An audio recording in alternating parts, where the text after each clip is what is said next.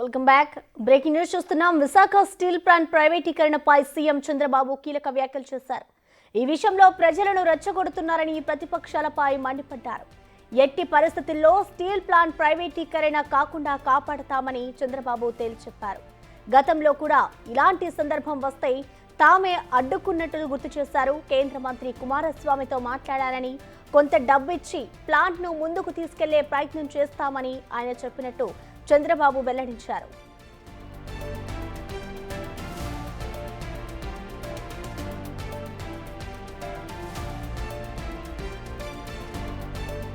Steel plant విషయంలో బాధ్యతగా వ్యవహరిస్తామన్నారు చంద్రబాబు. ప్లాంట్ను ఎలా కాపాడుకోవాలో అలా కాపాడుకుంటామన్నారు. ఎన్డీఏ కూటమికి విశాఖ చాలా ముఖ్యమైన నగరం అని చంద్రబాబు అన్నారు. ఉక్కు ఫ్యాక్టరీ లాభాల బాట పట్టేలా అందరం కలిసి పనిచేద్దామని అన్నారు. గతంలో స్టీల్ ప్లాంట్ పై ఢిల్లీ వెళ్లి మాట్లాడుకుందామంటే జగన్ రాలేదని చెప్పారు. అధికారంలో ఉండగా 5 ఏళ్లు మాట్లాడానని వైసీపీ ఇప్పుడు తమపై విమర్శలు చేస్తుందని నిప్పులు చెరిగారు చంద్రబాబు.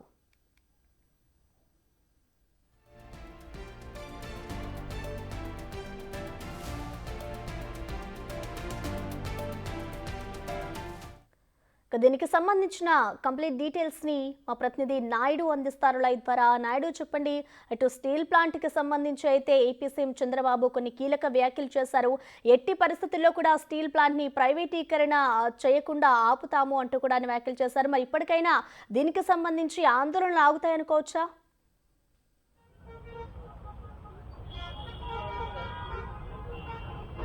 ప్రసన్న చూడొచ్చు, పూర్తిగా స్టీల్ ప్లాంట్ రాజకీయ విమర్శలుగా కేరాఫ్గా మారింది. ఎందుకంటే పూర్తిగా గత ప్రభుత్వంలోనే వాళ్ళు పట్టించుకోలేదు. ఈ కొత్త ప్రభుత్వం వచ్చింది, స్టీల్ ప్లాంట్ని మేము ఆపుతామని నిన్న చంద్రబాబు కూడా చెప్పడంతో పూర్తిగా అయితే ఈ ఆందోళనలు ఇంకా కొనసాగుతున్నాయి. అయితే ఇది పూర్తిగా 4 ఏళ్లుగా వీళ్ళు ఆందోళన చేస్తున్న కేంద్రం ఏమాత్రం స్పష్టమైన ప్రకటన అయితే ఇవ్వడం లేదు. ఎందుకంటే పూర్తిగా స్టీల్ ప్లాంట్ అనేది తెలుగు వారి ఆత్మగౌరవంగా వీళ్ళైతే భావిస్తారు. ఎందుకంటే 32 మంది ప్రాణత్యాగాలకే ఈ స్టీల్ ప్లాంట్ వచ్చిందని కూడా మనకి తెలుసు. ఈ నేపథ్యంలో పూర్తిగా నిన్న చంద్రబాబు వ్యాఖ్యలపై కార్మిక నేతలను అడిగి తెలుసుకుందాం. చెప్పండి, నిన్న చంద్రబాబు గారు కూడా చెప్పారు, ఏ విధంగా చూడొచ్చు ఈ వ్యాఖ్యలు? నిన్న చంద్రబాబు నాయుడు గారు విశాఖపట్నం స్టీల్ ప్లాంట్ కోసం మాట్లాడేటప్పుడు మొట్టమొదటిగా ఉత్తరాంధ్ర జిల్లాలు, విశాఖపట్నంతో పాటు ఉత్తరాంధ్ర జిల్లాలన్నీ కూడా తెలుగుదేశానికి కంచుకోట అని చెప్పారు. రాజశేఖర రెడ్డి గారు అవాలో కానీ, జగన్మోహన్ రెడ్డి గారు అవాలో కానీ విశాఖపట్నంలో ఉన్నటువంటి ఉత్తరాంధ్ర జిల్లాలో ఉన్నటువంటి అనేక మంది ప్రజాప్రతినిధిని గెలిపించుకున్న పరిస్థితులు ఉన్నాయి. దాన్ని ఆయన గుర్తించినందుకు ఆయనకి ధన్యవాదాలు తెలియజేస్తున్నాం. అదే ప్రజలు, ఉత్తరాంధ్ర ప్రజలు గత 3.5 సంవత్సరాలుగా నిద్రలేని రాత్రులు గడుపుతున్నారు. ఈ ప్రాంతం అభివృద్ధి చెందింది, ఈ ప్రాంతం ఐకాన్గా ఎదిగింది. ఒకప్పుడు చేపల దెబ్బగా ఉన్నటువంటి ఉత్తరాంధ్ర మహోన్నత నగరంగా ఎదిగిందంటే దానికి కారణం విశాఖపట్నం స్టీల్ ప్లాంట్. అదే విశాఖపట్నం స్టీల్ ప్లాంట్ పట్ల గౌరవ చంద్రబాబు నాయుడు గారు కానీ, జగన్మోహన్ రెడ్డి గారు ఆయన ఏం చేశారు? ఆయన అధికారంలో ఉన్నప్పుడు ఈయన దీక్షలు చేశారు, ఈయన అధికారంలో ఉన్నప్పుడు ఆయన దీక్షలు చేశారు. ఏ ఒక్కరోజైనా విశాఖపట్నం స్టీల్ ప్లాంట్ కోసం పట్టించుకున్నారా? ఈ పరిస్థితిలో ఇప్పుడు 100% దీన్ని ప్రభుత్వ రంగ సంస్థగా కొనసాగిస్తానంటున్నారు. ఉత్పత్తిని ఆపేసి ఎంప్లాయీస్ని తగ్గించేసి ఒక 500 మంది ఎంప్లాయీస్ని నగరనార్ స్టీల్ ప్లాంట్కి పంపించి 3000 మంది కాంట్రాక్ట్ కార్మికుల ఉద్యోగాలను తీసేసి దీన్ని నిర్వీర్యం చేసేసిన తర్వాత మీరు దేన్ని కాపాడతారు, దేన్ని ప్రభుత్వ రంగ సంస్థ అని అంటారని చెప్పి చంద్రబాబు నాయుడు గారిని ఇక్కడ ఉన్నటువంటి కార్మిక వర్గం ప్రశ్నిస్తుంది. కాబట్టి త్వరితగతిన మీరు కేంద్ర మంత్రితో నేను మాట్లాడాలని చెప్తున్నారు, చాలా సంతోషం. ఏదైతే యాజమాన్యం నిర్ణయాలు తీసి త్వరితగతిన దేన్ని చంపేయడానికి ప్రయత్నం చేస్తుందో దాన్ని ఇమీడియట్గా ఆపమని చెప్పి కేంద్ర ప్రభుత్వాన్ని మీరు కోరాలి. పూర్వవైభవం దిశగా దీనికి రా మెటీరియల్ పూర్తి స్థాయిలో ఇచ్చేందుకు ఈ ఎన్ఎండిసి నుంచి కానీ, సేల్ నుంచి కానీ సహకారాన్ని అందించాలి. మీరు శాశ్వత పరిష్కారం కోసం చెప్పారు. ఇక్కడ అనేక తప్పులు జరుగుతున్నాయి యాజమాన్యంలో కానీ, కార్మిక వర్గంలో కానీ చెప్తున్నారు. ఈ భారతదేశంలో ఉన్నటువంటి ప్రైవేట్ పరిశ్రమలు బలోపేతంగా ఉన్నాయి, లాభాలు వస్తున్నాయని చెప్పారు. వాళ్ళు లాభాలు రావడానికి కారణం వేల కోట్లు, లక్షల కోట్ల రూపాయలకు మాఫీ చేశారు.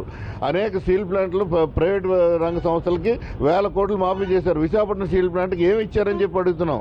వాజ్పేయి గారి హయాంలో కష్టంలో ఉన్నప్పుడు మీరు కొంత సహాయం చేసిన మాట వాస్తవమే, కానీ తర్వాత ఏం జరిగింది? సుమారు 20 సంవత్సరాలు రాష్ట్ర ముఖ్యమంత్రిగా ఉన్నారు. మీరు మైన్స్ ఎందుకు ఇప్పించలేకపోయారు? గతంలో ఉన్న సీఎంలు ఎందుకు మైన్స్ ఇప్పించుకోలేకపోయారు? భారతదేశంలో ఉన్నటువంటి అన్ని పరిశ్రమలకి, టాటా వాళ్ళకి, జిందాల్ వాడికి, ఎస్ఆర్ వాడికి అందరూ కూడా 150 సంవత్సరాలకు సరిపడే గనులు ఉన్నాయి.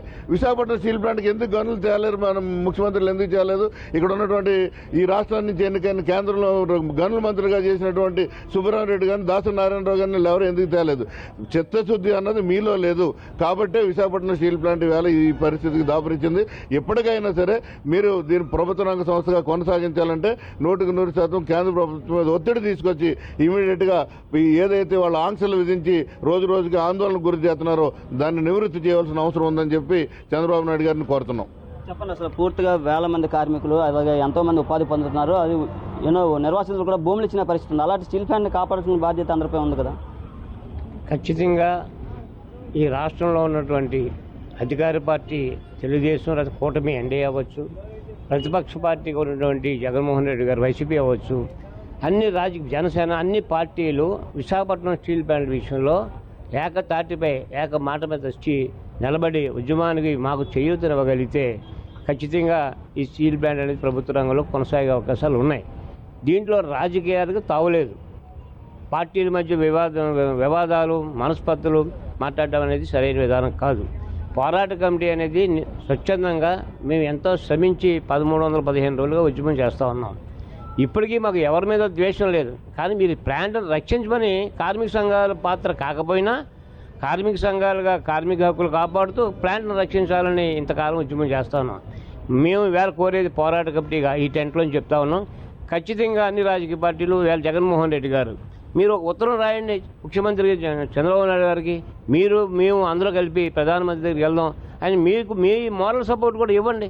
అప్పుడు ఆయన కాదంటే మాట్లాడతాం. నిన్న ఆయన స్పష్టంగా చెప్పారు చంద్రబాబు నాయుడు గారు, ఈ కంపెనీని కాపాడుతాను, 100% కేంద్రంతో మాట్లాడుతాను, నిలబెడతానని చెప్పినప్పుడు మిగతా వాళ్ళు కూడా అదే బాటలోకి వచ్చి ఆయన మద్దతు ఇవ్వడం అనేది ఆహ్వానించదగ్గ విషయం అవుతుంది. ఖచ్చితంగా జగన్మోహన్ రెడ్డి గారు కూడా చంద్రబాబు నాయుడుతో కలిసి ఉత్తరం ఇచ్చి ఈ ఉద్యమంలో పాల్గొనాలని విజ్ఞప్తి చేస్తూ ఉన్నాను. చెప్పండి, అసలు 4 ఏళ్ళకి ఎలాంటి ప్రకటనలు వస్తున్నాయా మీకు? ఫస్ట్ గుంట 120% దాకా ఉత్పత్తి చేసేవాళ్ళం స్టీల్ ప్లాంట్ గత 3 సంవత్సరాల కిందట. ఎప్పుడైతే ఈ 3 సంవత్సరాల నుంచి కేంద్రం ప్రకటించిందో అమ్మేస్తాం లేకపోతే మూసేస్తాం అనే విధానానికి దానికి అనుగుణంగానే స్టీల్ మినిస్ట్రీ ఇక్కడ మేనేజ్మెంట్ చర్యలు తీసుకుంటుంది. దాన్ని ఎట్టి పరిస్థితుల్లోనే ఖండిస్తూ కార్మికులుగా మా యొక్క శ్రమ ఎంతవరకు చేయగలం, అదే పొలిటికల్గా ఏ రాష్ట్రంలో చూడు పొలిటికల్ పార్టీ సహాయ సహకారాలతోటే ఆ రాష్ట్రం యొక్క పబ్లిక్ సెక్టర్లను కానీ అన్నిటిని కార్మికుల యొక్క వాల్యూస్గా నిలబెట్టుకున్నారు. ఇక్కడ ఆ పొలిటికల్ ఏకత అనేది రావట్లేదు. వైసీపీ అని జగన్మోహన్ రెడ్డి, టీడీపీ అని చంద్రబాబు నాయుడు గారు, అలాగే పవన్ కళ్యాణ్. కానీ సమస్య వచ్చినప్పుడు అన్ని పొలిటికల్ పార్టీలు ఏకమయ్యి ఆంధ్ర రాష్ట్ర తాలూకా ఏకైక అత్యధిక క్వాలిటీ కలిగిన ప్రపంచ ప్రఖ్యాతిగాంచిన స్టీల్ ప్లాంట్ని ఎందుకు కాపాడటానికి ముందుకు రావట్లేదని చెప్పేసి మేము కార్మికులకు అడుగుతున్నాం. చెప్పండి సార్, చెప్పండి ఏ విధంగా చూడొచ్చు? పూర్తిగా అయితే ఈ స్టీల్ ప్లాంట్ కోసం భూములు ఇచ్చారు నిర్వాసితులు, వాళ్ళకి ఎటువంటి భద్రత కల్పించారు? విశాఖపట్నం స్టీల్ ప్లాంట్కి భద్రత కల్పించవలసిన బాధ్యత ప్రస్తుత రాజకీయ పక్షాలదే ఉంది. రాజకీయ పక్షాలు ఏకతాటిపైకి రావడానికి కృషి చేయాలి. అలాగే విశాఖపట్నం స్టీల్ ప్లాంట్కి పూర్తిస్థాయి ఉత్పత్తి చేయడానికి అవసరమైనటువంటి రా మెటీరియల్ని కేంద్ర ప్రభుత్వం సమకూర్చే విధంగా రాష్ట్ర ప్రభుత్వం దాని మీద ప్రెజర్ చేయాలి. ఆ ప్రెజర్ చేయకుండా కార్మికుల సంఘాలని, యంత్రాలని నిందిస్తే ఏమో ఒక సామెత ఒకటి ఉంది, చెట్టెందుకు ఎక్కారా అంటే దూడగడ్డి కోసం అన్నాడట. దూడగడ్డి కోసం చెట్టెందుకు ఎక్కుతారు? ఈ రకమైనటువంటి మాటలు మాట్లాడడం తగ్గించుకొని ఖచ్చితంగా విశాఖపట్నం స్టీల్ ప్లాంట్ని కాపాడడం కోసం ఖచ్చితమైన నిర్ణయాలు తీసుకునేటువంటి పరిస్థితిని తీసుకోవాలనేటువంటిది ఈ కార్మికుడిగా మా అందరి డిమాండ్. చూడొచ్చు, పూర్తిగా ఉద్యోగులు కానీ కార్మిక నేతలు కానీ చెప్తున్నారు స్టీల్ ప్లాంట్ ప్రభుత్వ రంగంలోనే కొనసాగించారు. అలాగే పూర్తిగా అన్ని రాజకీయ పార్టీలు కలిసి ముందుకు రావాలి కానీ ఇలా ఒక పార్టీ మీద ఒక పార్టీ విమర్శలు చేసుకొని స్టీల్ ప్లాంట్ని నిర్వీర్యం చేసే విధంగా ప్రయత్నం చేయకూడదు. ఎందుకంటే స్టీల్ ప్లాంట్ లక్షలాదిగా మంది ఉపాధి పొందుతున్నారు. విశాఖ ఇంత అభివృద్ధి చెందిందంటే కేవలం స్టీల్ ప్లాంట్ వల్ల. అలాంటి స్టీల్ ప్లాంట్ని కాపాడుకునే బాధ్యత ఉంది. కరోనా లాంటి విపత్కర సమయంలో కూడా ప్రాణాలను కాపాడింది విశాఖ స్టీల్ ప్లాంట్. అలాంటి స్టీల్ ప్లాంట్ కోసం కేంద్రం ఎందుకు స్పందించడం లేదని వీళ్ళు కార్మికులు ప్రశ్నిస్తున్న పరిస్థితి ఉంది. Prasanna. Right, thank you Naidu.